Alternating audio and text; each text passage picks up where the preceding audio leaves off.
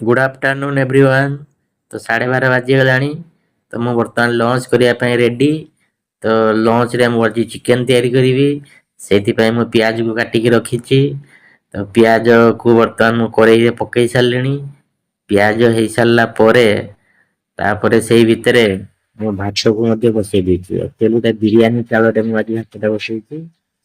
तापर भात से भितर अन्य जिनस तारी भितर करी। तारी भितर मु देखो मसला को ग्राइंडिंग कर सारी।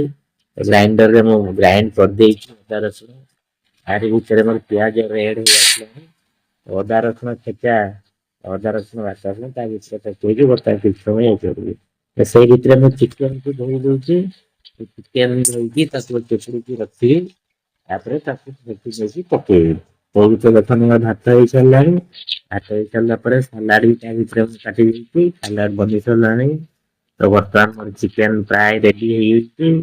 तो सेपटे चिकेन को बर्तमान थाली रे बाढ़ी सारे। तो बर्तमान मुझे चिकेन आउ सालाड आ भात को बर्तमान मु खाइबी। बढ़िया टेस्ट होती जना पड़ी। बहुत सुंदर देखा देखु। तो तार भितर गोटे लेग पीस टी बर्तमान बाहर करी। लेग पीस को आगे मु खाइबी। देखो लेग पीस टे सुंदर देखा रेड देखा भात गोल खाइबी भी। तेणु देखु बहुत बढ़िया लगे जना पड़ी। तो आ गोटे पीस मुझे उठेली। पीसटा लेग पीस रोटे पार्ट। तो सेटा भी बहुत सुंदर भाव सीझी जाइए।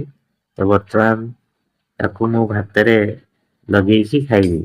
तो सालाड देखो मो पुणी आज भी सालाड बेलारे गोल। तो आज एतिकी।